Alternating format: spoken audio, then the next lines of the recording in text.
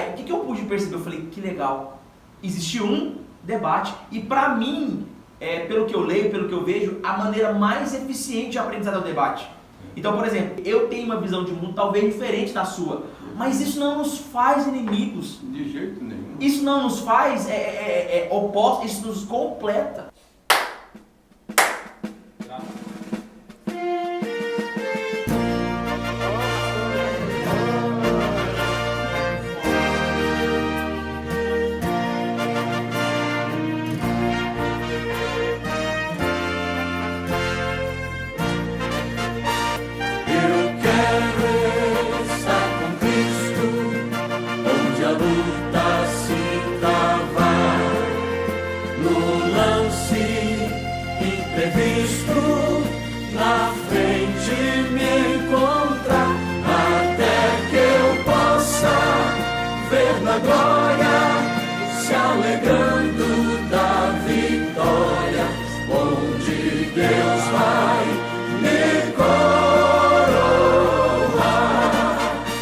Olá pessoal, Thiago Lobos falando em mais um podcast e cara, esse podcast foi na correria, porque deixa eu ver aqui, até 40 minutos atrás nós não estávamos organizando esse podcast, nem sabíamos que ia gravar, mas acho que uma direção aqui divina que Deus deu ao nosso amigo, nosso brother Davi, que trabalha com a gente no escritório, falou, cara, vamos gravar com o pastor Antônio de Jesus, é uma oportunidade da gente poder tratar sobre um tema que as pessoas estão falando, que aconteceu, e também ouvir o lado do pastor Antônio de Jesus, e eu estou aqui com ele, uma lenda, ok?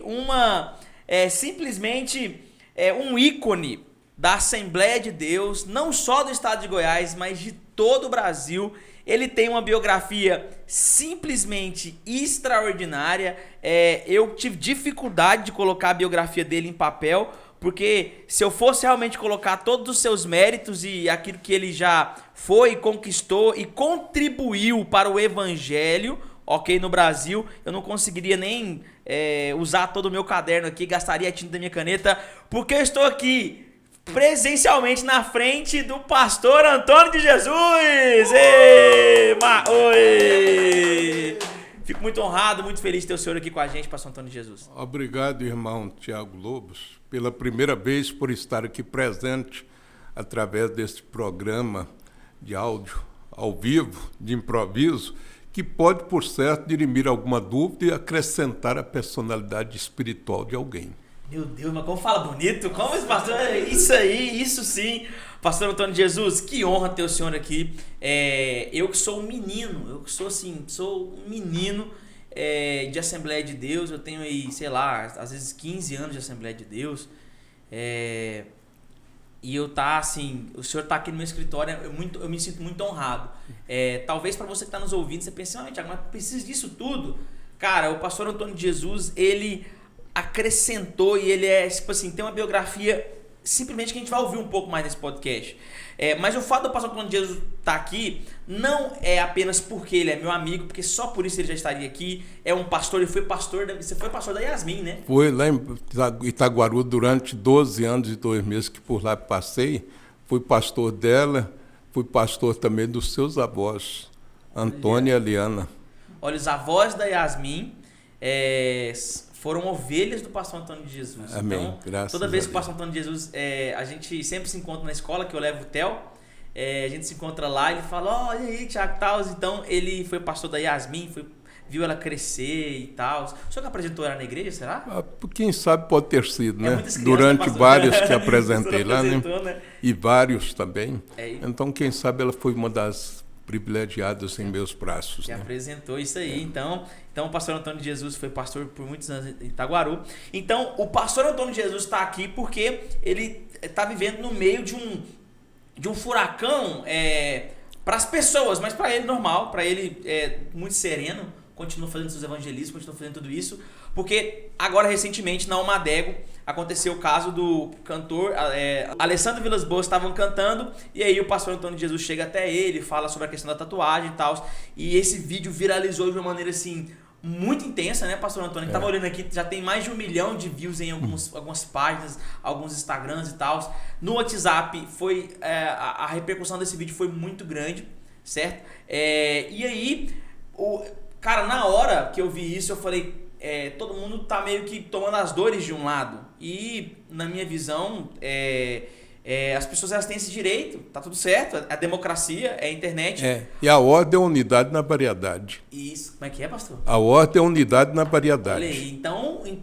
aquilo que às vezes confronta, aquilo que às vezes a gente não agrada, é legal. E aí eu falei, cara, vamos ouvir o outro lado, vamos ouvir o porquê. A intenção do coração dele, porque a Bíblia nos fala que o que manda é a intenção do nosso coração, ok? Então vamos ouvir a intenção do pastor Antônio de Jesus, a história dele, o porquê daquela atitude dele ter ido lá e falado aquilo e tal. Mas antes de chegar nesse ponto, que esse é o ponto ápice, nós temos que entender a trajetória do pastor Antônio de Jesus. Quem é Antônio de Jesus Dias? Quem é o pastor Antônio de Jesus Dias? Então, pastor, o senhor me deu a liberdade, eu conversei com o senhor antes. Com todo prazer. Quantos anos o senhor tem? 7,8 completos. 78 anos, mas não parece, pastor, você parece mais novão e tal. Mas é porque sempre eu tomo posse de Isaías 40:31, os que esperam no Senhor renovarão as suas forças. É isso aí. Na velhice ainda darão frutos e serão viçosos. É isso aí, porque aqui antes da gente bater um papo aqui, ele ajoelhou aqui para fazer uma oração, já levantou, eu falei, caraca, eu se ajoelhar assim, eu já não levanto mais, beleza? Então, pastor, é top. Quanto tempo de Assembleia de Deus? Quantos anos? Objetivamente, em 1945, a minha mãe aceitou a fé pentecostal na Assembleia de Deus de Ministério de Campinas. Antes era um diácono que dirigia lá, diácono Arlindo Gonçalves Pereira.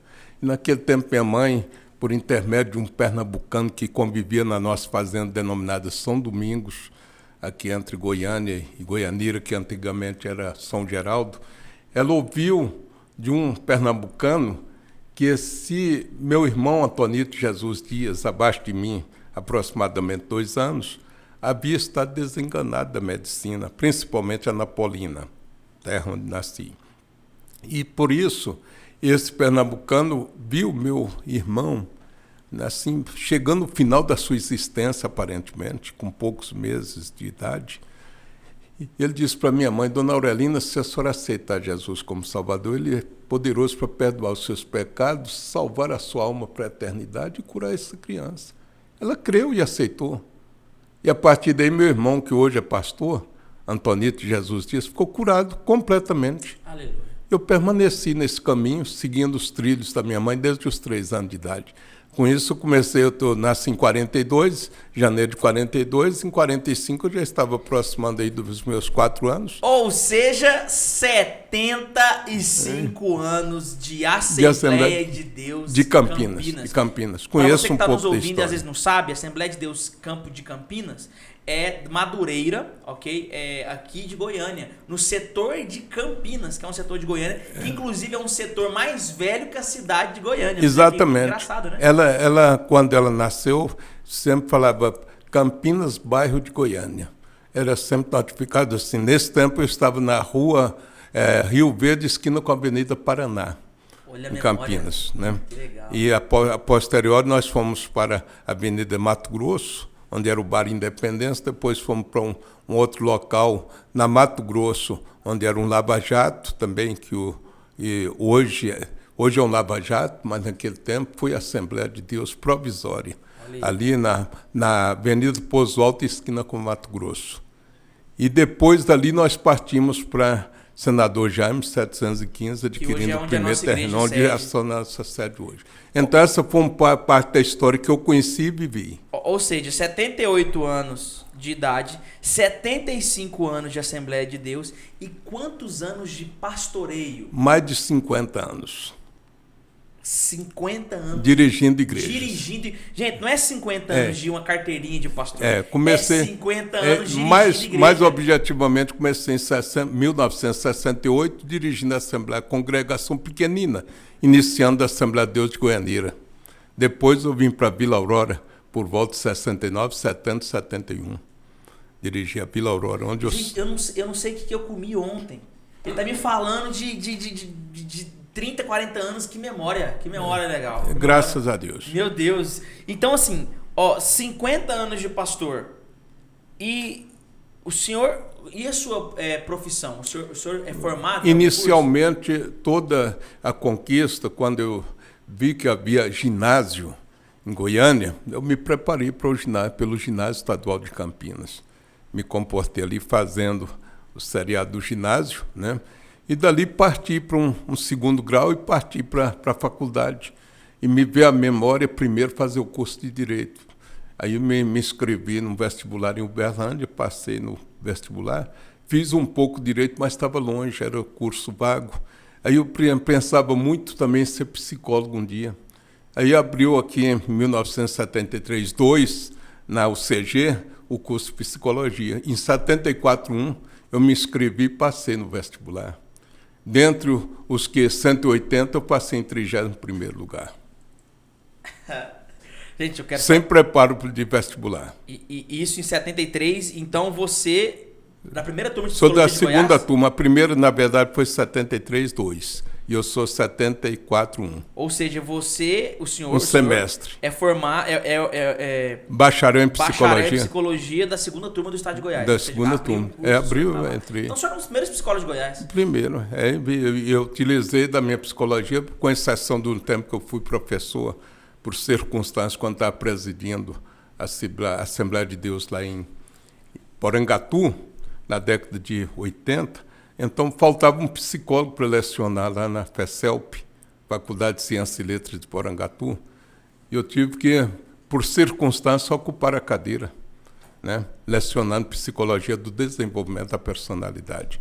Interessante que meus alunos passaram com média 9 e 10. Gente, só fazendo um adendo aqui, na verdade, pedindo desculpas, porque ele falou que ele 50 anos de pastor, e eu falo assim, e a sua profissão? Como se pastor não fosse profissão?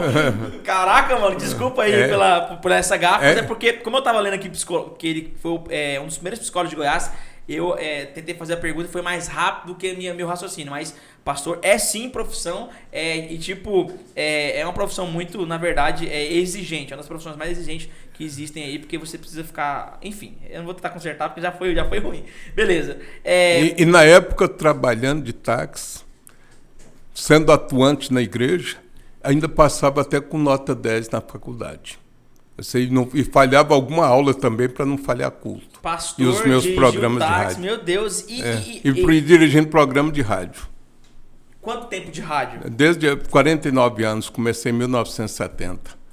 Já vai para 50 anos. Então o senhor é comunicador nato? Nato. Eu estou vendo que o senhor fala muito bem assim, né? Deus me deu essa desenvoltura como uma potencialidade natural, inclusive de ser um poliglota autodidata, né? Falo, se precisar, até o árabe, que você sabe disso, né? Não passo fome até o árabe. O senhor fala até árabe? أنا بحب اللغة العربية ليش العربية زي كتير. Legal, cara. أنا ما بعرف بحكي بنحو أنا بحكي ليل كلام عربي. عندي raça كبير نشكر. Eu tenho a cabeça boa, graças a Deus, e fui perguntando e aprendendo. Eu sei falar debuco se eu detenho. Tá bom, já sabe, já é alguma coisa. Tudo que eu consigo falar. Caraca, que... Meu Deus! Não, então... e falo outro, se for para falar também o latim, né?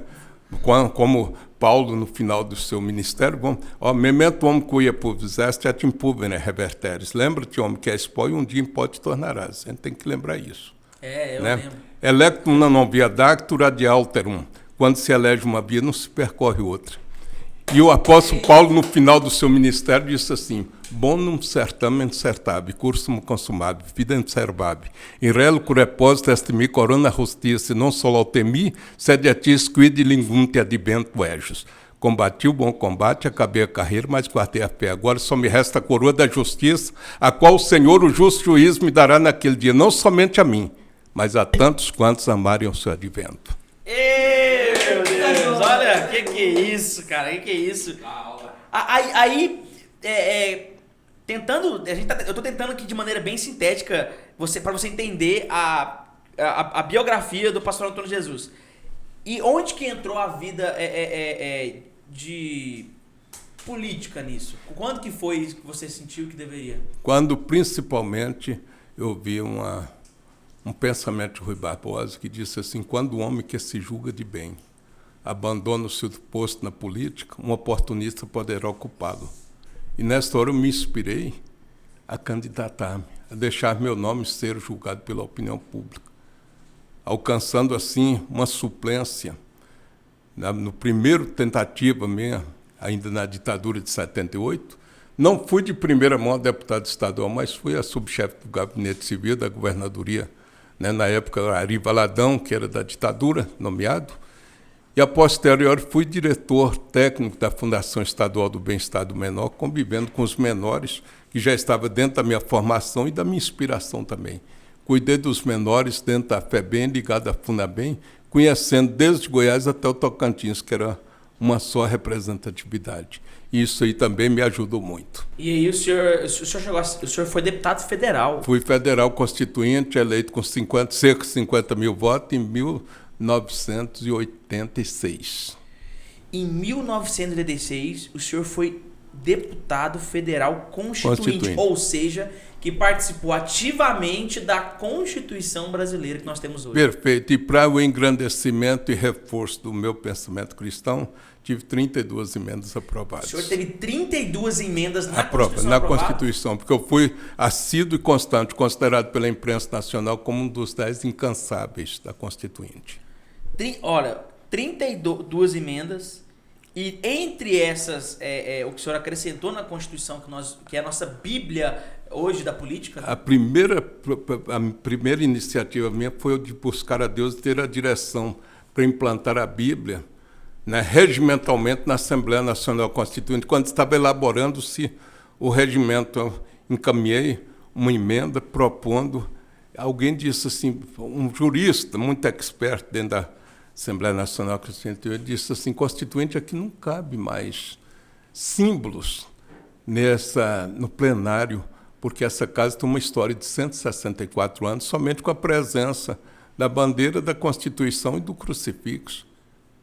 Mas, no mesmo instante, me veio uma inspiração e disse-lhe: doutor, o senhor esqueceu que o símbolo dos símbolos está ausente? Por que o símbolo dos símbolos? Porque ela que deu símbolo à imprensa, o direito, através do Decálogo. Ela foi o primeiro livro impresso por Gutenberg em 1554, o senhor esqueceu? Ela não é fonte de pesquisa e orientação apenas de teólogos, como é também de historiadores, de antropólogos. Ele foi acrescentando de sociólogos e etc. E ficou com uma justificativa consistente. Quando ele percebeu que tinha as premissas básicas devidamente alinhavadas, ele perguntou como ficará o caput. Eu disse: já que nós estamos num processo democrático, vamos pôr um caput democrático, que a Bíblia deverá ficar sobre a mesa da Assembleia Nacional Constituinte, durante os seus trabalhos, à disposição de quem dela quiser fazer uso. E ficou democraticamente a Bíblia pelo artigo 46 do regimento. Ou seja, o senhor foi um dos responsáveis por conquistar esse espaço da Bíblia dentro do ambiente político. Do ambiente político. Então, ela foi aprovada como quarto símbolo. Inclusive, no dia de inseri-la na mesa, né, depois de aprovada, eu peguei um exemplar, solicitei um exemplar, não meu, mas da Sociedade Bíblica do Brasil, que era a nossa ordem mais representativa, solicitei para que mandasse a maior Bíblia para lá, para ser incorporada na mesa, conforme determina o regimento. E eles mandaram minha Bíblia juntamente com um porta-biblioatril muito grande, até dourado. Eu entreguei, disse: como determina, senhor presidente, quero, por questão de ordem, fazer cumprir esse dispositivo do artigo 46 do Regimento Interno, que determina que a Bíblia Sagrada deverá ficar sobre a mesa da Assembleia Nacional Constituinte, à disposição de quem dela quiser fazer uso. E para cumprir essa conquista, eu estou com um exemplar da Bíblia para cumprir essa determinação, essa conquista. Extraordinário. Eu entreguei a Bíblia. E o senhor foi o primeiro deputado federal a ler a Bíblia no plenário do Congresso Isso Federal. Aí está no Wikipédia. Wikipédia. Está lá, para quem quiser ver, é uma curiosidade. Uma delas. Ou seja, a primeira pessoa a ler a Bíblia no plenário foi o senhor. Lá o Wikipédia que está falando, não sou eu. E ali, inclusive, está lá para quem quiser ver, e ver que dentro das emendas, Deus me inspirou também para para conquistar a liberdade religiosa, que nós tínhamos uma liberdade religiosa, que muitos não sabem, tem muitos juristas que não sabem também, até no nosso meio, que tínhamos uma liberdade religiosa anteriormente, da Constituição de 46, com a emenda constitucional de 69, que exarava-se o seguinte, é livre, mas não era garantido. É livre o exercício dos cultos religiosos, desde que, ponto e vírgula, não contrariem a ordem pública e os bons costumes. Essa era a nossa liberdade religiosa anterior. E deixa vago, né, pastor? Quando estava compatibilizando-se o texto na comissão de sistematização, que estava votando ali artigo por artigo, chegou a hora do artigo 5º, inciso 6º. Eu solicitei do presidente Ulisses Guimarães, por questão de ordem, que naquela hora aquele artigo, aquele item que seria votado, que era do nosso interesse. E mostrei para ele que nós estávamos propondo uma Constituição ampla e irrestrita para esse país, uma Constituição cidadã que atendesse todos os segmentos da sociedade. Porém, o mesmo critério não estava sendo adotado para os religiosos desse país. Uma vez que tínhamos uma liberdade religiosa livre, mas não era garantida. Uma liberdade religiosa com ressalva, desde que não contrariem a ordem pública e os bons costumes. E isso deixa totalmente vago, Deixa pastor. Totalmente vago. Porque qualquer coisa estava perturbando a ordem pública. Pode perturbar, que pode, para mim, ser algo que me afringe, para o senhor pode não ser. Pode não ser, exato. Né? Às vezes você está pegando o seu direito e prejudicando o próximo. E aí o senhor foi um dos responsáveis? Foi um dos responsáveis, o responsável. Isso é no singular, no momento, o responsável, porque no momento houve um insight, uma compreensão súbita da necessidade de alteração daquele item. Eu apresentei a minha proposta que, suprimindo essa ressalva, poderia ensejar-se para os religiosos deste país uma Constituição ampla e restrita, uma liberdade religiosa ampla e restrita. E quando fiz a apresentação, o doutor Ulisses Guimarães, que era o presidente da Assembleia Nacional Constituinte, simplesmente disse: está em votação a proposta constituinte Antônio de Jesus. Os senhores constituintes que aprovam, permaneçam como estão, os contrários se manifestam. Aprovado por unanimidade. Ou seja, a nossa liberdade religiosa hoje, tô falando de um ambiente totalmente físico, pessoal. Não vamos pegar o espiritual aqui, vamos deixar físico mesmo. A nossa liberdade religiosa hoje tem um dedo do senhor, pastor. Tem um dedo, artigo 5º, inciso 6. Sabe como ficou a nova redação? Agora ficou assim: é inviolável. Olha, de livre para inviolável. É inviolável a liberdade de consciência e de crença, sendo garantido o livre exercício dos cultos religiosos e a sua proteção de acordo com a lei, ao local do culto e suas liturgias. E isso, pessoal, não se estende ao evangélico. É qualquer culto, qualquer crença. Então, o católico... Todos se beneficiam. As religiões afro... Todas as religiões, elas têm liberdade inviolável. Foi quando eu, por exemplo, defendi uma proposta que os adventistas e os judeus que habitam no Brasil, se a eleição caísse no sábado, que em respeito a eles nós mudaríamos para o domingo. Olha aí, pessoal. E aí conquistou, porque senão eles não iriam votar. Ficavam prejudicados. E o senhor é evangélico. Eu sou evangélico, tive uma visão ampla dentro disso. O senhor nem preocupar com isso, né? O senhor ser meio bairrista, o senhor ser meio tipo, vou puxar só para minha sardinha pro meu lado. Tem que ter uma constituição, uma mentalidade ampla num momento desse.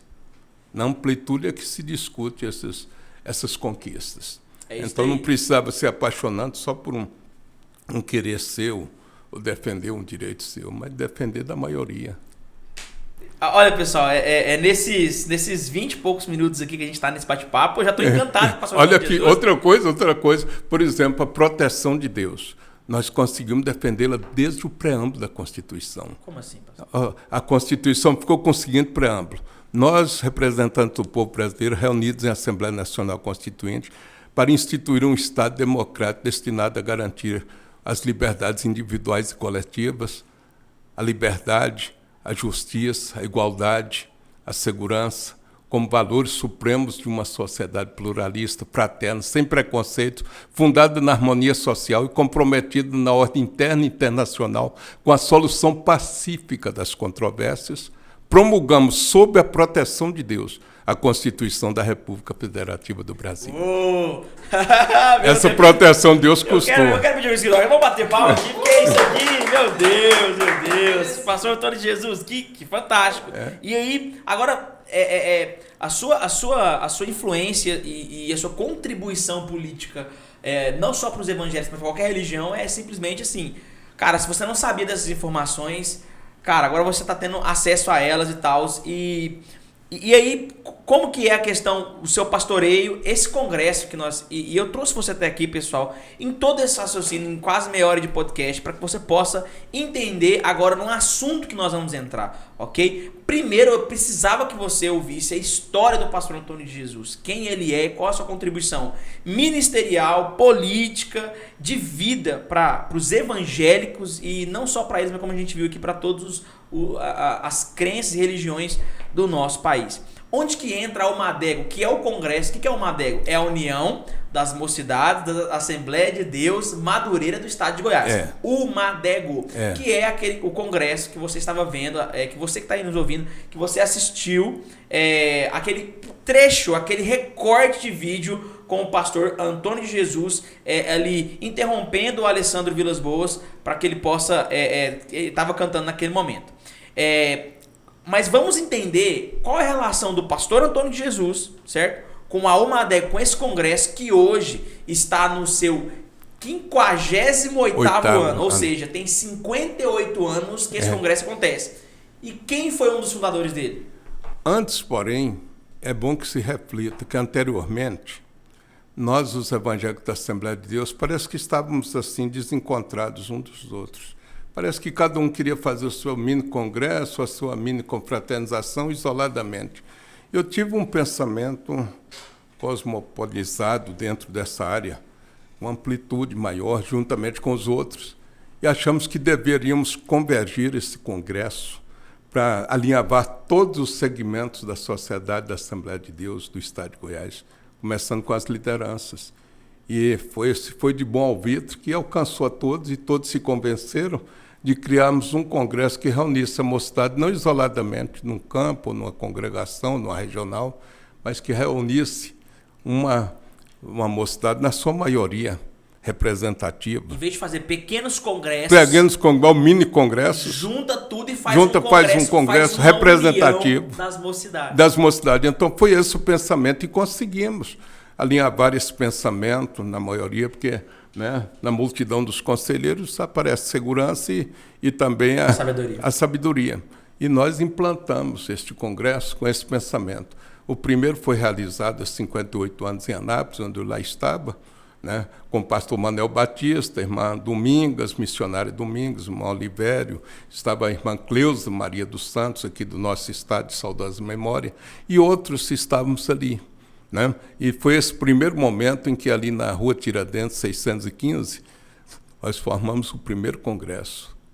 E o segundo foi em Goianápolis, e eu fui acompanhando todos e vendo o desenvolver, e percebi que, chegando ali para a década de 69, 70, eu percebi que estava precisando de fazer mais uma consolidação deste congresso. Eu criei uma confraternização geral das Assembleias de Deus de Goiânia como coordenador, e como vice-coordenador pus o pastor Gentil de Oliveira Rosa, que foi muito bem aceito, com a sua inteligência, a sua capacidade de economista e administrador também. Então, ele nos ajudou muito, e nós conseguimos, então, alinhavarmos uma confraternização com a anuência de todos os líderes de Goiânia. E aqui em Goiânia formamos, com a liderança dos diversos campos, autorização até por escrito, num caderno de abertura oficial, todos assinaram. Eu comecei, né, começamos a realizar a primeira confraternização, que eu creio que foi no Campo Fama. E depois ela se expandiu para cá. Naquela época, o Fama era bem pequenininha, no tempo ainda parece que do pastor Jaime Antônio de Souza. Fala Fama, Assembleia de Deus, Madureira, Campo Fama. Campo Fama, Fama, que a gente sintetiza dizendo isso. Fama, né? Campinas. Então, Vila Nova só sintetiza assim o pensamento, mas o importante é que alcançou o objetivo. Nós conseguimos formar, naquele interregno que ficava um congresso um ano distante do outro, nós formamos 12 confraternizações. Não, e olha para você ver, pessoal, só interrompendo o senhor, pastor, para que você possa entender a magnitude disso, é que quando você vê agora as fotos da Almadego, que é um congresso que ele é visto pelo Brasil inteiro como um dos maiores congressos do Brasil. Sem dúvida. Se não o maior, eu não posso afirmar isso porque a gente não tem conhecimento dos números dos outros, né? Mas é um... Proporcionalmente é o maior. Mas em proporção. Em proporção ele é o maior. Mas eu vou falar um dos para mim às vezes não ser injusto com algum outro que eu não conheço, que eu não tenha entendimento. Mas é um dos maiores congressos de jovens do Brasil porque reúne durante 4 dias no Carnaval cerca de 15 a 20 mil jovens em um mesmo lugar, certo? Todos uniformizados, é cobrado um valor. Então, assim, não é forçada a barra para ficar lotado. É lotado e as inscrições encerram 3 meses antes. Elas assim, é bem complexo, né? De fazer toda essa estrutura. E eu gravei um podcast aqui com o pastor Franco Mendonça, que é hoje o coordenador da Almadego, desse com congresso. Muita eficiência. Nós estamos falando de 2020 e tal, hoje. E a gente conversando aqui provou por A mais B que não precisa-se de internet para fazer esse congresso, ou seja, ele já é lotado por si só, ele já marcou a data, ele vai lotar independente de quem canta. Se vai cantar famoso ou não vai cantar famoso, ele já é lotado, as pessoas procuram logo para poder fazer isso. Agora, o que você vê na foto, você que está nos ouvindo ou assistindo no YouTube, o que você vê na foto que é 15 mil, 20 mil jovens lá, prostrados e tal, não começou assim, cara. Há 58 anos atrás foi o Começou pequeno. Como que começou, pastor? Muito pequeno. Começou só com praticamente um pouco de jovens de Goiânia e Anápolis. Mas fala em números. Quantos? Não, porque uns aí... 20, uns 30, uns 100? Não, foi mais. Foi mais. Foi mais? Foi bem mais. Foi bem mais. Foi uns 1.000? Quem sabe chegava a 1.000. Eu não vou dizer número, porque eu tenho medo de falar número e não sei exato. Não, pastor, mas é que você não, pode não, eu evito dizer, mas tinha uma quantia representativa de Anápolis e Goiânia, né? Uma quantidade representativa ali nós fizemos, depois completando era reunião de pequenos congressos. Completando o meu raciocínio, criamos a Confraternização Geral da Mocidade da Assembleia de Deus de Goiânia, que durou 10 anos e realizamos 104 confraternizações até chegarmos ao Rio Vermelho, onde nós reunimos lá. Aí criou a base para quê? Para o Congresso. Então tinha uma base, não deixava aquele distanciamento de um ano para o outro ano. Então nesse interregno tinha as confraternizações, que eram um aspecto de manutenção do ideário do Congresso da Almadego. Entendeu? E aí foi então se estabilizando, ele criou sentido e forma. E a partir daí ele se descentralizou. A própria convenção do Estado, né, através aí da liderança do bispo hoje, bispo aí de José do Carmo, né, interiorizou esses congressos, acho que já no tempo do pastor Albino Gonçalves Boaventura também. Ele foi interiorizado, foi regionalizado. Hoje tem várias regiões do Estado onde simultaneamente se realiza o Congresso, porque não comporta mais em Goiânia. Isso. Não tem espaço mais em Goiânia para comportar. Eu preguei em Crixás agora, essa semana agora, faz 3 dias, e aconteceu o Madego Norte. Lá no Norte. Isso. É pastor Valdivino da Luz, isso, né? Rodrigues da Luz. O Madego Norte. Lá foi 8 mil jovens. 8 mil jovens. 8 mil, tipo assim, isso no interior do estado. No interior. A cidade não tem pois esse habitante. Agora você pensa bem, enquanto isso tem também no Vale do Araguaia, tem aqui do norte, do sul do estado, tem do sudoeste do estado. Porque só para você entender, o que você vê lá no Goiânia Arena, que é aquele ginásio que tem 15 mil jovens, é só da região. Tem do Vale do São Patrício. De Goiânia, porque tem do Vale do São Patrício, que é mais 10 mil jovens, tem outro que é mais 8 Então, se juntar, dá uns 50 mil jovens. Pois é, não tem condição. Não tem estádio, não tem estádio mais que comporta. Não dá. Cresceu muito, ampliou muito. Então, isso aí, quer dizer, foram algumas atenuantes que nós deixamos assim previamente estabelecidos, que deu certo mais do que o que nós sonhamos. Projetou muito. E eu sou agradecido a Deus por essas conquistas. Não, nós louvamos sobre tanto é que o senhor está aqui para a gente bater um papo. É porque, às vezes, os jovens da atualidade não conhecem esse detalhe, como nós conhecemos e convivemos, participando ativamente, discutindo. Eu acho que já chegou a hora agora de colocar, sabe o quê? Até uma equipe de conselheiros, não sei se já tem, né? Uma equipe de conselheiros para o Congresso.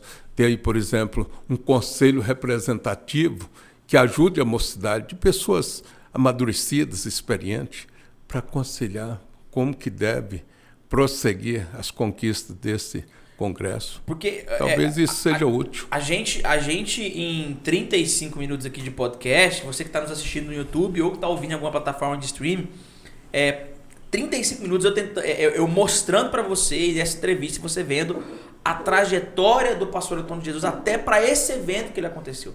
Porque agora a gente vai entrar num assunto que eu trouxe o senhor aqui para falar sobre isso e para que o senhor fale mesmo. Sim. Porque o trecho que tiraram ali da Almadega, o que aconteceu ali do Alessandro Vilas Boas, daquele caso, e que teve uma repercussão assim, só para você, porque tem gente que talvez não está entendendo, eu tenho que ambientalizar as pessoas que estão ouvindo. O que aconteceu? Estava acontecendo na Almadega, os cantores e os pregadores e tal, e aí o Alessandro Vilas Boas estava ministrando, o pastor Antônio Jesus vem, pega o microfone e fala: essa tatuagem aqui ele fez antes de aceitar Cristo, não vai influenciar os jovens da Assembleia de Deus de Goiás a fazerem tatuagem também. Quando dizem amém, confirmou, né? A última frase eu não consegui entender audivelmente, mas o senhor falou: é isso mesmo, Deus te abençoe, alguma coisa assim, saiu. Esse trecho ele viralizou demais. Mas antes dessa viralização, é importante que se pense que anteriormente eu fiz uma intercessão. Quando me apresentaram como grande pastor, pode ver que anteriormente eu me apresentei, não aceitei ser grande. Grande é Jesus. Eu me ajoelhei, mostrando que eu sou pequeno. Levantei as minhas mãos para o céu e naquela hora fiz uma intercessão, sem nem pensar que ia dar essa questão do Vilas Boas. Fiz uma intercessão pela mocidade, para que qualquer espírito estranho fosse repreendido do meio da mocidade e de dentro das famílias também da mocidade. Que Deus pusesse até um anjo com espada de fogo em volta de cada vida, ou de cada lar, ou de cada família. Viu? Então, preliminarmente, eu fiz essa oração, parece que ela foi até profética. Depois, imediatamente, acontece esse outro segundo evento, em que o cantor estava cantando, depois ali que o Trovão havia trazido uma mensagem muito esclarecedora. Júnior Trovão. Júlio Trovão, né? É Júnior? Júlio, né? Júnior Trovão. Júnior Trovão. Trouxe ali uma mensagem muito espiritualizadora, né? E renovadora para o potencial, com a frequência do Espírito Santo mesmo. Eu percebi que Deus usou ele poderosamente. Depois veio aquele instante ali que o Espírito de Deus me incomodou, onde eu sou um dos que criei também, tem autoridade para falar alguma coisa, advertia, né? Porque se eu fico em silêncio, eu estava concordando com tudo. Então eu achava que era justo, naquela hora, não falar para um isoladamente, mas falar para todos, né? Sem querer me aparecer, sem nada disso, mas para prever, em aspecto preventivo. Eu disse: irmãos, aqui eu acredito que o Vilas Boas aqui estava usando aquilo ali antes de ser crente, ou quem sabe ele fez aquela tatuagem antes, mas naquele momento ele estava com os braços descobertos e exposto a tatuagem, que dava para os outros virem também. Parece que nem com a camisa do Congresso ele estava também, com a camiseta, no instante. E eu percebi então que era bom que se desse um aviso, como é que eu falo assim, preventivo, para a mocidade não se influenciar e querer depois marcar os seus corpos, às vezes contraditando até o que Levítico determina, para evitar essas coisas, né? A idolatria, uma série de coisas que tem, avisando, lendo Levítico, a gente já dá para balizar melhor. E eu percebi que os últimos dias que estamos vivendo, que é aqueles dias que Paulo diz que os dias não são bons, que são difíceis, né? Tem dificuldades, tem muita invasão externa. Então, por ali não ser uma igreja propriamente dito, um centro público, né? um estádio público, então todos podem ter aquela liberdade de pensar que eu posso ficar aqui mais à vontade e posso fazer o que eu quero, o que eu desejo. Não é assim. Então nós temos um princípio que deve preservar a nossa conduta e promover os nossos jovens. Eu penso muito nesse aspecto. Pensando na promoção integral da conduta de um jovem cristão, eu fiz aquela advertência, para que não servisse ali de uma influenciação que fosse generalizar aquele aspecto, né? E outros também, para colocar até diante das igrejas, fica em dificuldade com suas lideranças. Depois fica com dificuldade até para o líder, conduzir esse povo. O povo da Assembleia de Deus é um povo que nasceu com determinadas regras, costumes, conforme está lá em Hebreus 6:12, que diz assim, que o alimento sólido é para os perfeitos, os quais, em razão do costume, têm exercitado as suas faculdades mentais para discernir tanto o bem quanto o mal. O Evangelho, ao invés de ser um ópio da humanidade, como os comunistas assim queriam editar, ele é um estimulante positivo para uma reflexão de alto pensamento, de alta grandeza. A reflexão é tão alta que chega até a eternidade. É isso aí. Pastor, esse caso que aconteceu, eu quero te fazer algumas perguntas. Pode fazer. Primeiro, o senhor se arrepende? Não do que fez, mas o senhor faria de outra forma? Vendo a proporção que isso tomou, o senhor às vezes mudaria um pouco a forma de ter feito essa advertência ou não? O homem espiritual, a cada instante, ele tem uma inspiração divina. Eu não sei o que Deus vai me inspirar amanhã a dizer ou fazer. É só como pertence a Ele. Só sei dizer uma coisa, que os últimos tempos, como Paulo advertiu, são tempos difíceis. E que diz que tem homens que têm até aparência de piedade, mas negam a eficácia dela. Destes, afasta-te. É eu que estou falando? Não. É aqui a 2 Timóteo 3:5 que fala. Então, nós temos que estar balizados num princípio bíblico, né? Porque os dias são maus. Os dias hoje, como diz ali em Provérbios 7:10, até por uma insinuação de uma mulher ou de um homem duvidoso, até pelas suas vestimentas, ele pode influenciar outros e fazer pecar. Tira daquele aspecto de perfeição de pensamento santo, de pensamento de ser guiado pelo Espírito de Deus. E, às vezes, pode deturpar alguma coisa. Isso. Então, preventivamente, às vezes, há medidas que, no momento, elas não parecem de ser de bom ouvido para alguns, mas, no final, elas trazem uma substancial importância na conduta do cristão. Isso aqui, pessoal, só para deixar claro para vocês, não é nenhum ataque, nenhuma condenação ao Alessandro Vilas Boas, não, que eu não conheço pessoalmente, mas acompanho ele há muitos anos, os seus louvores. É um rapaz de Deus, é um menino de Deus. Humilde, né? Humilde. E humilde, tanto que ele não retrucou isso aí. Em um outro parecer, ele disse que aquilo ali serviu até, como se diz, de um alerta para ele. Uhum. Né? É o menino de Deus, não é sobre isso. O que eu estou trazendo aqui, nós estamos conversando aqui, é sobre uma visão de mundo e de doutrina que o pastor Antônio de Jesus tem com ele, ok? Carrega com ele. E nós temos que largar de ser ignorante e a gente tem que olhar para todos os lados, a gente entender a história, entender quem é. Porque quando eu recebi esse vídeo, eu olhei e falei assim, aí... É isso que a gente precisava colocar em debate. Por quê? Porque são duas visões de mundo. É um choque que é natural ele acontecer, pastor Antônio Jesus. E até me permita falar sobre isso. Por quê? Porque é o que nós estamos vivendo hoje. Exato. O que acontece? Olha a contribuição que o senhor fez, política, ministerial, para o estado de Goiás, para o Brasil, para a Assembleia de Deus, acadêmica e tudo. Acadêmica e tudo. E essa visão, ela agora entra em choque com outra comunicação, com outro modelo de pensar, de viver e tal. Assim como, quando o senhor era jovem, teve um choque com os seus passados. Mas sempre eu me adaptei àqueles bons e preserváveis conselhos que eu recebi dos meus antepassados. Por isso eu tive assim um desenvolvimento, uma conduta, mesmo sem ter pai. Eu fiquei órfão aos 6 anos de idade, mas tive uma mãe que foi a raiz fundamental do meu ministério, da minha vida, e que essa mãe me deu bons princípios que nortearam a minha fé e me fizeram conquistar os espaços futuros. Né? Mas o que eu percebo, pastor Antônio? Que hoje nós temos uma... É bem difícil porque nós temos visões de mundos diferentes. Nós temos uma tradição que ela vem forte, nós temos uma nova geração que ela vem com outra visão, com alguma com outra percepção, e esses dois pensamentos eles vão se chocar. Bom, o que aconteceu na Almadégua ali, naquele lugar ali, naquela hora, foi uma visão, foi um choque de ideias, de mundo, de pensamentos. Porque, né? por exemplo, o que o senhor falou, a gente que acompanha os comentários... Serve para divertir em outros ângulos também. Isso, mas o que eu pude perceber, pastor Antônio, eu li, já tem mais de 10 mil comentários em um vídeo do senhor, a gente viu. Muita gente nos comentários o defendendo de maneira intensa.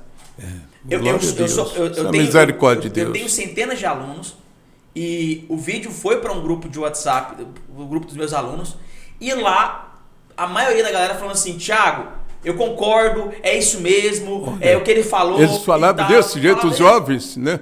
A galera falava: eu concordo desse jeito e tal. E aí que eu vi? Aí eu vi outros falando assim: não, eu não concordo, isso aí, não sei se isso aqui. Aí o que eu pude perceber? Eu falei: que legal. Existe um debate, e pra mim, pelo que eu leio, pelo que eu vejo, a maneira mais eficiente de aprendizado é o debate. Então, por exemplo, aqui, pastor, é interessante porque eu tenho uma visão de mundo talvez diferente da sua. Perfeito. Mas isso não nos faz inimigos. De jeito nenhum. Isso não nos faz opostos, isso nos completa. É interessante, olha, veja bem, pela própria, vamos dizer assim, a criação do Estado democrático do nosso país, né? Então, ele é formado dentro de uma visão de integração entre municípios, estados e União. Então, tem que ter essa composição, mas dentro dessa composição tem que ter o respeito, primeiro, da soberania nacional. Primeiro, nós temos que ter um respeito à soberania divina, tá? Sobretudo, né? Em segundo lugar, ali, tínhamos que ter também a cidadania. Essa cidadania que garante o direito do ser humano se tornar reconhecido dentro da sua cidade ou do seu habitat. Ali depois vem também ali a dignidade da pessoa humana, né? A dignidade da pessoa, os valores sociais, tanto do trabalho quanto da livre iniciativa, e a pluralidade política, que pode ser hoje também até a pluralidade religiosa também, pode se enquadrar nisso. Então, isso aí que forma os princípios de um Estado democrático, um Estado forte, um Estado soberano. Porque o que eu pude perceber? Então, assim, dentro da nossa condição espiritual também tem que ter princípios que devem ser preservados para a segurança, inclusive, da própria comunidade.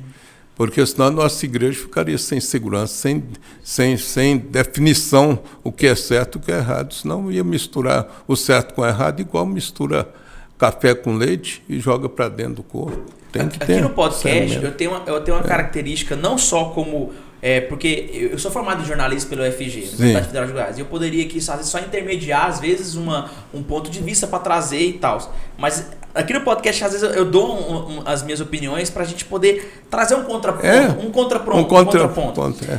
O que eu penso? Eu penso que essa nova geração, essa galera que está chegando, e até a minha geração mesmo, como nós sentimos um peso, às vezes, muito grande da doutrina, a gente às vezes sentiu um peso, uma cobrança muito grande do que isso não pode, isso não deve e tal, trouxe no nosso espírito, às vezes, na forma que a gente vê a igreja, às vezes uma vontade de ter um relacionamento com Deus mais livre. Não livre para pecar, não livre para fazer coisas erradas, mas livre para viver esse relacionamento. Viver esse relacionamento. Ok? Então, às vezes o que eu vejo? Eu vejo que, às vezes, os nossos pastores passados, às vezes eles focaram muito em doutrina, muito isso não pode fazer, e às vezes deixou a gente com vontade de, poxa, eu não quero que a pressão do que não pode ser feito esteja sobre mim, eu quero viver um relacionamento com Cristo. Porque, por exemplo, o que eu percebo?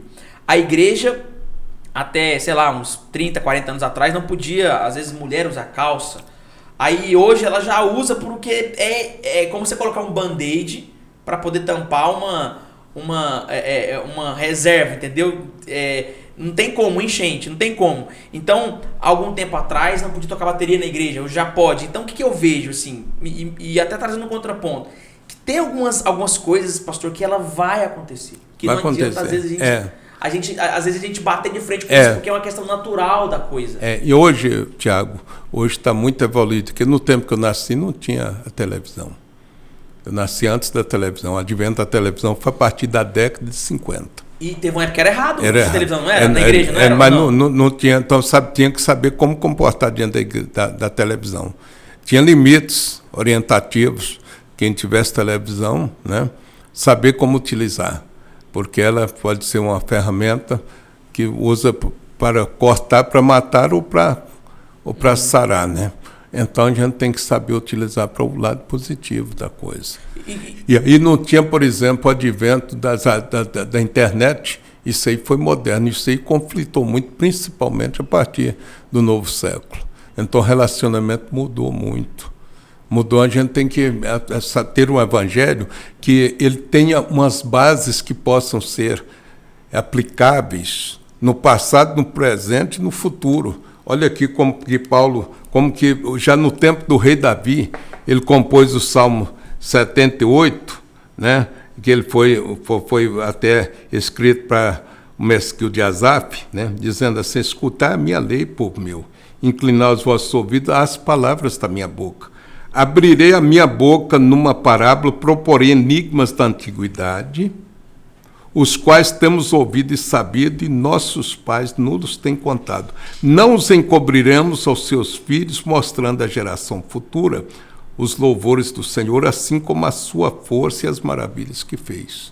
Até o verso 4. Então a gente tem que saber, ter conhecimento dessas coisas antigas, que devem ser transmitidas também para a geração nova, que são segredos de segurança para a nossa personalidade integral espiritual. Então nós temos que nós estamos relacionando com Deus, mas estamos também convivendo com o mundo, com as suas múltiplas facetas, né? E temos que saber como nos conduzirmos diante dessa terra tão complexa. O mesmo estado que tem, às vezes, o mesmo modus operandi de um jovem dentro de casa não é o mesmo de dentro da faculdade, às vezes dentro do colégio, dentro do campo de futebol. Tem uma diversificação tremenda. Dentro do ônibus, né? Então muda por completo. Ambiente diferente. Então nós temos que fazer o quê? É ter a qualidade de um ouro, pelo menos uma pedrinha de ouro, no meio do cascalhau que tem no mundo. É isso. Você não perder a sua identidade de ouro. É isso que eu quero que o jovem entenda, que eu quero que ele permaneça com a identidade de ouro no meio do cascalhau. Porque o que eu percebo, pastor Antônio? O senhor tem 78 anos. Graças a Deus. Bem vivido, sem complexo, sem medo do final dos dias. A gente, essa geração chegando agora e tal, é uma outra maneira de se comunicar. Então, o que eu percebo? A geração passada, ela se atentou em regras para que a gente não perca o caminho. E é importante. Eu reitero aqui, agora eu tô falando Thiago Lobos, a minha opinião é importante. Porque é como se você vivesse numa cobertura, ok? No último andar do prédio, sem limite. Sem limite. Sem grade, sem nada. Sem nada. Você pode, mas o perigo de cair é muito grande. Então, esses limites, eles devem existir. E não tem jeito de morar numa cobertura sem ter um alicerce forte. Isso, sem ter um alicerce forte. Então, tudo é válido. Mas o que eu vejo? Eu vejo uma geração nova chegando, que ela tem, às vezes, uma resistência com a tradição, uma resistência com o limite. Você falar não pode para ela é difícil dela ouvir. Ela não gosta de ouvir isso. É uma palavra que não pode, ok? Mas isso é o ponto negativo que eu vejo dessa nova geração, é que uma geração que não quer ter pastor, uma geração que quer viver em praça, quer congregar em praça. Não estou criticando nenhum movimento, entenda a minha essência que eu estou falando. Agora, os pontos positivos dessa geração que eu vejo, pastor, é que era uma geração mais ligada na essência necessariamente do que na tradição e na estética em si. Vou explicar. Entendo. Para essa geração, olha para uma pessoa tatuada, por exemplo, essa nova geração, ou como que eles veem, como que eles observam. Beleza. Por fora eu já vi, massa. Às vezes pode até vir um preconceito, um ou outro. Quando eu falo de preconceito, eu falo de pré-conceito. Um conceito prévio, ok? Mas quando eu olho para um tatuado, eu olho para alguém e eu falo assim, eu quero ouvir a essência dessa pessoa. Eu quero ouvir o que ela tem para falar. Porque para essa geração não é que é mais importante, ela dá mais valor ao que sai da pessoa. Ao que a pessoa comunica em si, não o que ela necessariamente veste. Exato, mas eu ainda continuo naquela frequência do Espírito, que o nosso corpo é templo e morada de um Espírito que se chama Santo. Então, se é morada, o Espírito Santo não quer habitar uma morada de qualquer forma. Você, quando vai para uma morada, o que você primeiro vê? Se precisa pintar a casa, se ela tem cupim, se tem alguma coisa ali dentro, se tem uma casa de rato ali dentro, você quer sair fora, limpar aquilo ali para você poder habitar. O Espírito Santo também procura limpar a nossa casa para que ele habite de forma digna dentro dessa casa. Eu entendo. Olha para você ver que legal esse debate, que a visão do pastor Antônio de Jesus é uma visão que diz, esteticamente, essa nova geração, e até uma parte do meu pensamento diz, isso é interno. Limpe o seu coração, limpe a sua alma. Isso. Porque o que eu percebo, pastor? Que é dois extremos. Não adianta eu ter o meu exterior, às vezes, dentro dos padrões que tem que ter, certo? E o meu interior ser tão podre. Não é mesmo? É. Porque, então, por exemplo... Então eu fiz a reflexão de dentro para fora. Né? Isso. Mas eu digo o seguinte, pode ser até um clichê o que eu vou falar, mas o que adianta uma saia no pé, um cabelo gigante e a fofoca come solta, e falar mal do outro come solta e tudo vai. Você entende como é assim? Os dois extremos são complexos? São complexos. Complexíssimos.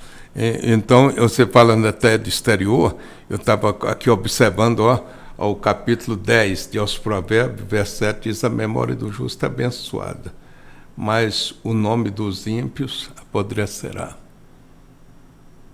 Isso é triste, né? O nome dos ímpios apodrecerá. Então, isso a gente tem que pensar. E indo também aqui para o Tiago, Provérbios 9 e verso 7 diz: o que repreende, o escarnecedor afronta, toma para si. E o que censura o irmão recebe sua mancha. A gente tem que ter cuidado para não receber aquela mancha apenas censurando, mas uma mancha que possa ser removida de uma maneira sábia, de uma maneira competente. Para isso, Deus instituiu pastores segundo o seu coração, para apacentar o povo com sabedoria e com conhecimento.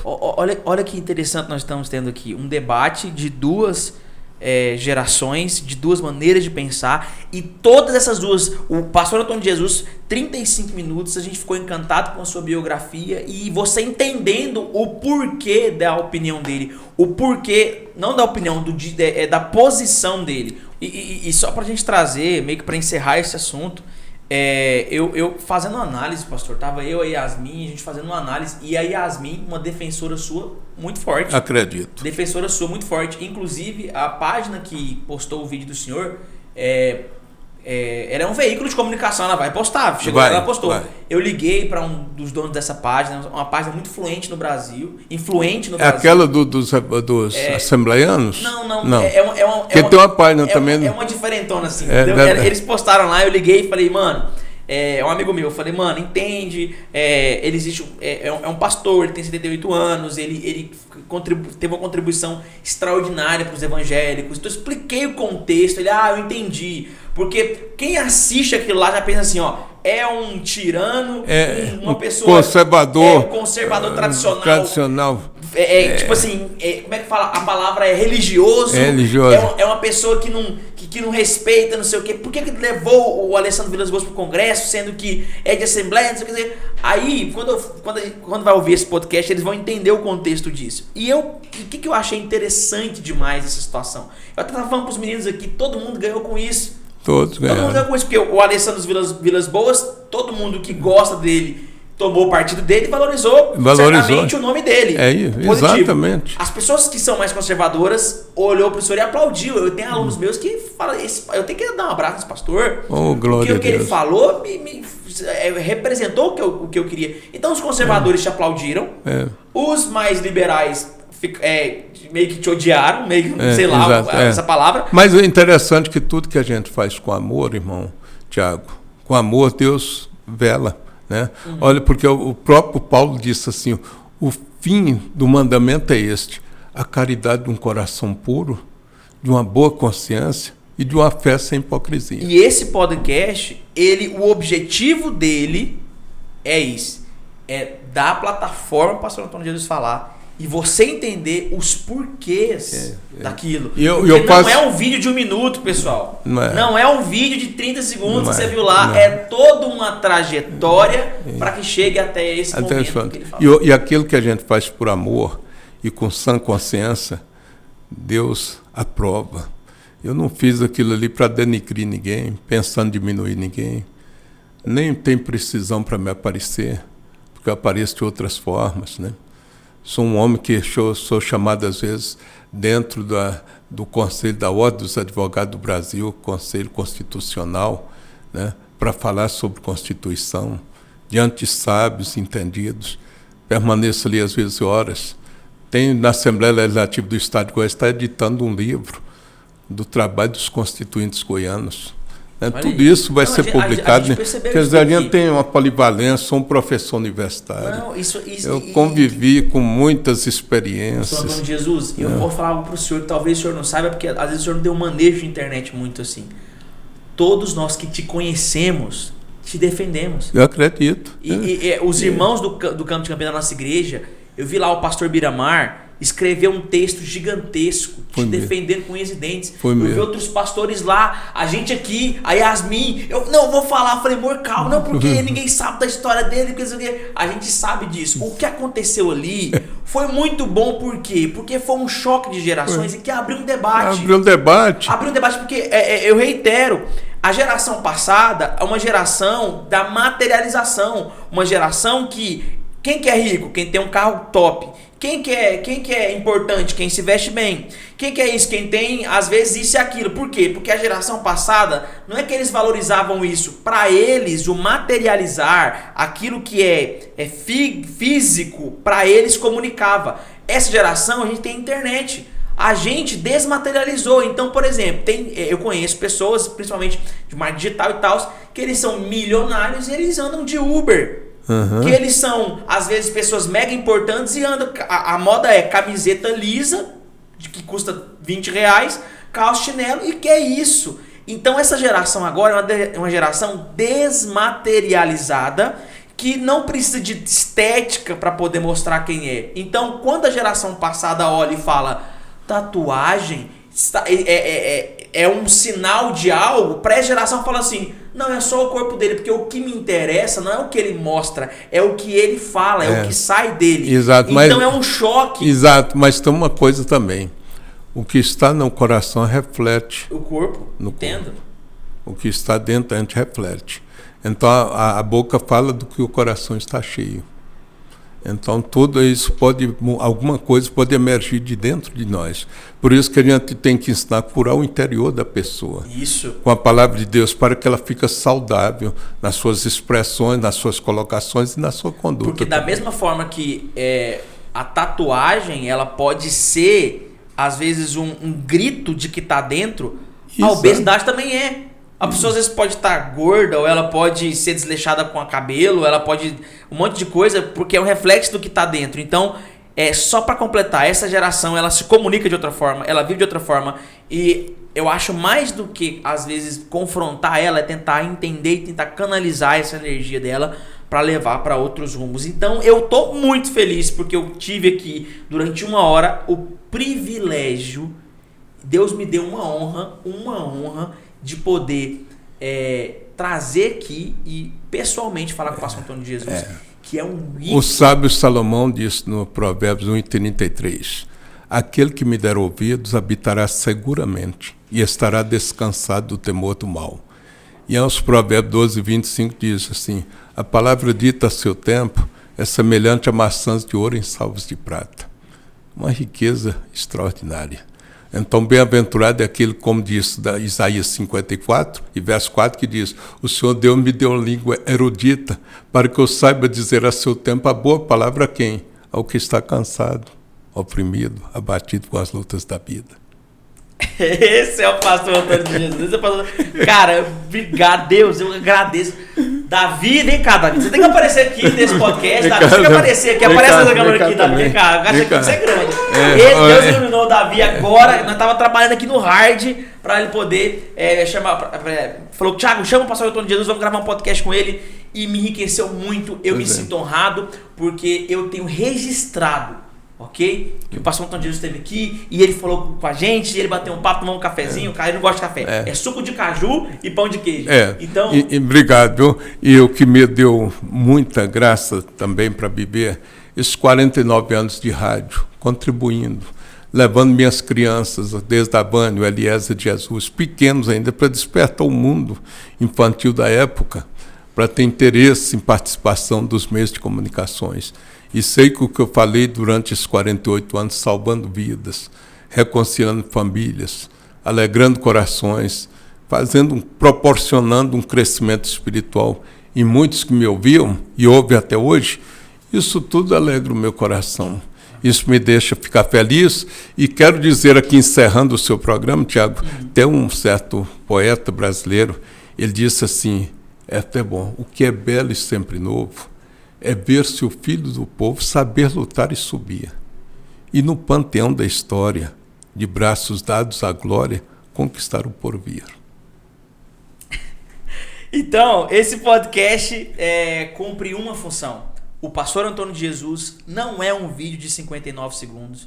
O Pastor Antônio de Jesus, a história dele não é um vídeo que ele interrompeu o Alessandro Vilas Boas na Almadego. A história do Pastor Antônio de Jesus é uma história de mais de 50 anos contribuindo ministerialmente, politicamente, a história da Assembleia de Deus do Estado de Goiás e do Brasil, deputado federal da Constituição. Então é muito maior do que alguns segundos da internet. E eu não poderia deixar isso acontecer e as pessoas acharem que o Antônio de Jesus é aquele carinha do vídeo. Não. Ele acrescentou muito e acrescenta muito para a história dos evangélicos do Brasil. Eu sempre quero que o jovem seja devidamente fundamentado nos princípios bíblicos para que ele possa galgar as posições e serem perenes na história do seu comportamento cristão. Que cresça com saúde em todos os sentidos, com firmeza, com a balização, e que não venha a ser destruído simplesmente por uma palavra qualquer ou por um toque de caixa qualquer, mas que ele possa dizer, como o apóstolo Paulo, eu sei em quem tenho crido, e estou certo que ele é poderoso para conservar o meu depósito até aquele dia. Aleluia! Pessoal, muito obrigado. Obrigado você que está nos ouvindo na sua plataforma digital e você que está nos assistindo no canal, aqui no YouTube, né? A gente está no YouTube aqui, você está nos assistindo. Muito obrigado por tudo, obrigado pela sua paciência. E eu faço um desafio para você. Se você está ouvindo até agora ou assistindo, tira um print, posta lá no Stories, @Thiago Lobos, que eu vou repostar todo mundo que postar essa foto. Muito obrigado pela sua paciência, obrigado por esse privilégio. Deus, tamo junto, até o próximo podcast. Abraço.